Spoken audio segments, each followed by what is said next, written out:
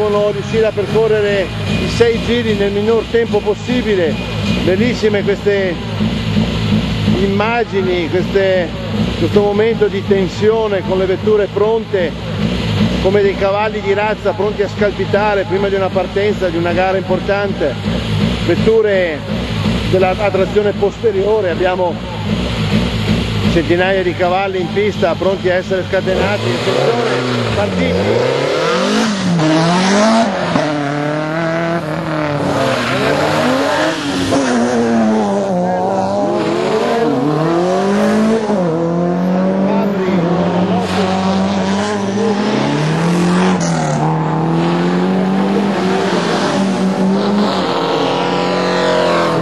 Vetture posteriore, vetture che dedicano molto allo spettacolo, regalano dei momenti di grande spettacolo, perché la guida con le vetture a trazione posteriore è una guida che consente anche sempre una copertura per il pilota, insomma dei numeri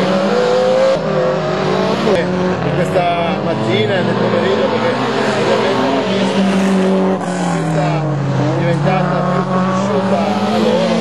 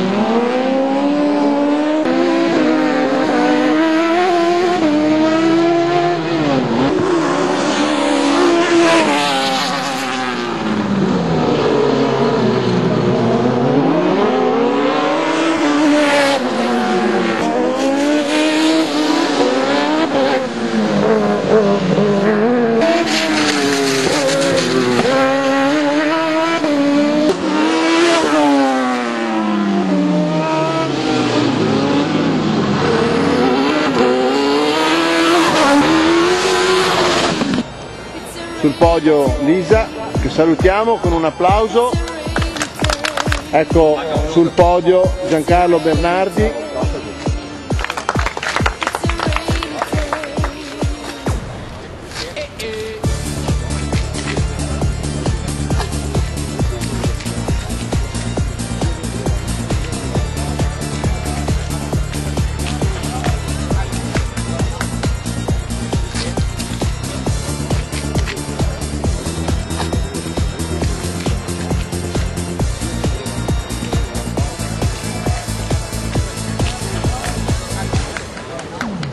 primo Massimiliano Bacchin, secondo Nicola Muzio e terza Mimma Martinecchi.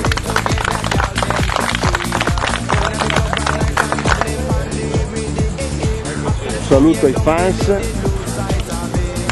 bravi, e un applauso a questo bel podio, questa bella gara, è stata veramente emozionante, bravi.